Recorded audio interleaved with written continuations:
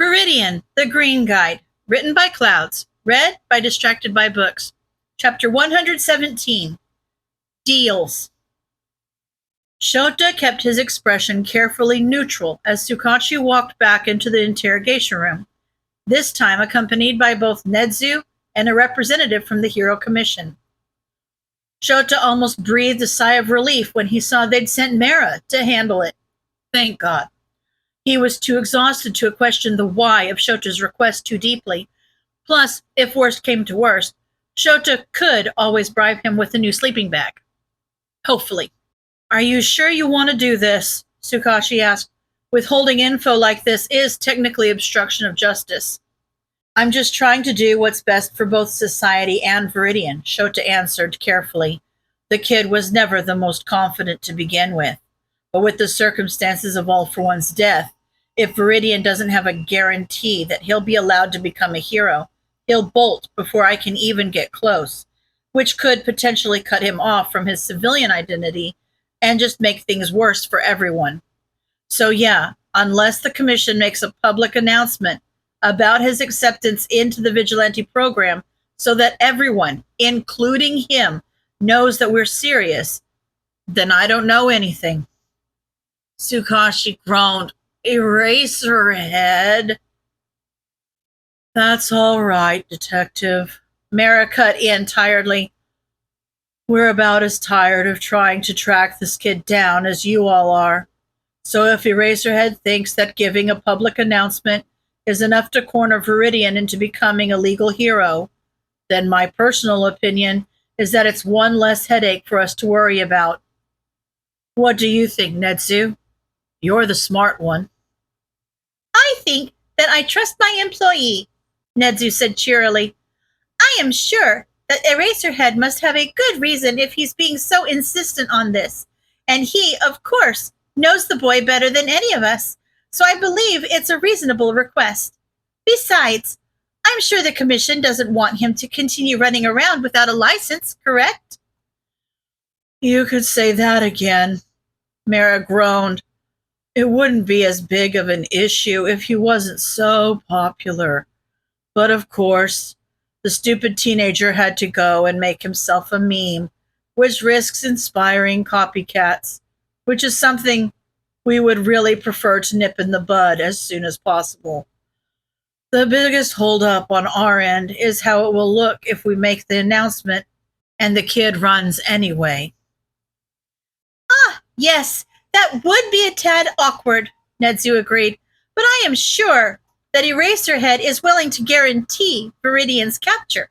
Will that be an issue, Aizawa? No. Shota resisted the urge to grin victoriously. I will personally make sure that the problem child is in our hands by the end of the day. If for some reason I fail, I'll gladly take the fall for it. But this is the best chance we have at finally catching him, and I don't want to pass that up. And of course, it will help keep the media from breathing down your necks. Nedzu smiled. I have noticed some of the more intrepid reporters have already sniffed out that something happened last night. Letting them believe it was the capture of a popular vigilante is much more palatable than explaining the truth of All for One, I believe. Mara shrugged and stood up. Perfect. Glad that's over. Eraserhead, make sure you congratulate the kid when you arrest him. This time Shota did grin. Don't worry, I will. Izuku was feeling so many emotions that they all canceled each other out and left him feeling almost numb. He heard Mom moving around in the kitchen and frowned as he looked at the clock. Shouldn't she be at work right now? The confusion was enough to get him out of bed, and he hesitated for a moment before grabbing his Eraserhood hoodie off the back of the chair and pulling it on. It was dumb, especially since Eraserhead would probably never want to see him again, much less work with him, considering that he was both quirkless and a murderer now.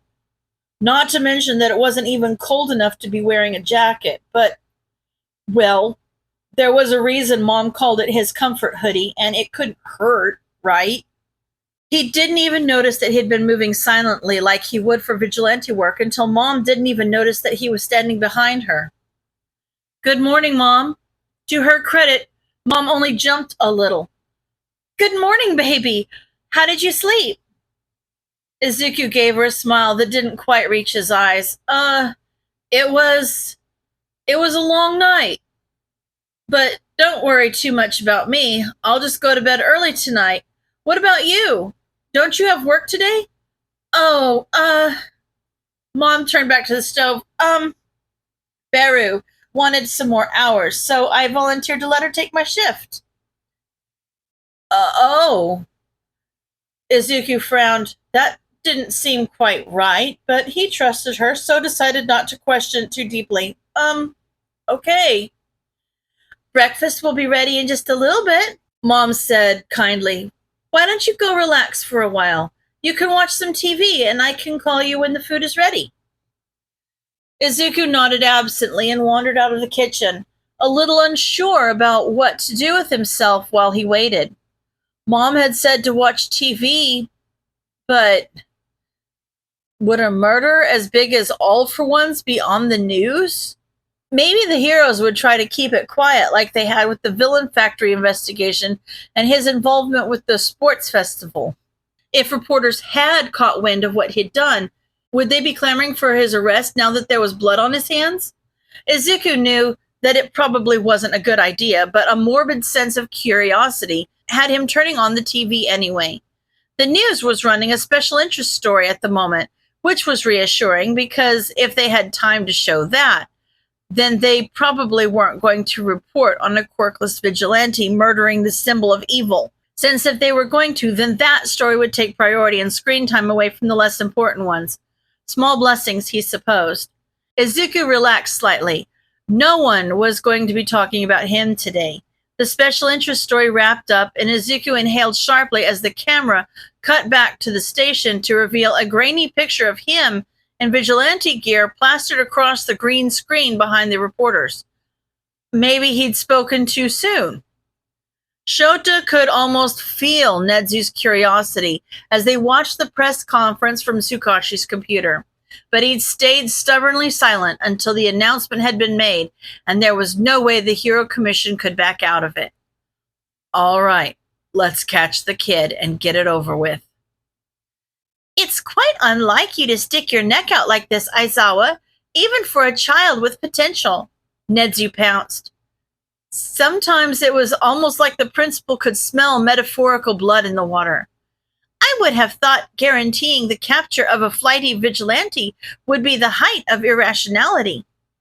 Shota just gave him a half-hearted glare and leaned over to look at Tsukashi's screen. He's a teenager, most likely around Kachan's age, so set the search parameters to males between the ages of 14 to 16. Tsukashi sighed, but entered the information anyway. You know that's not going to narrow it down, Eraserhead, so I really hope you know what you're doing. You said you saw his face, right? Do you have any sort of physical description? Shota nodded. Green hair, green eyes, freckles.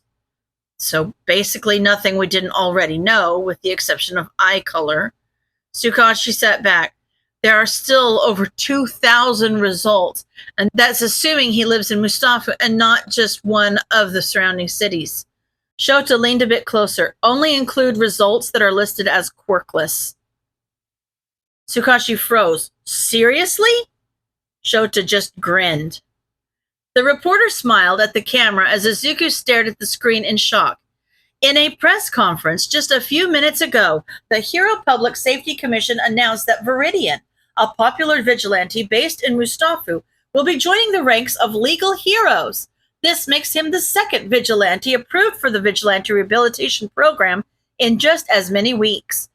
After the acceptance of Tuya Todoroki, aka Dabi, just after the UA Sports Festival.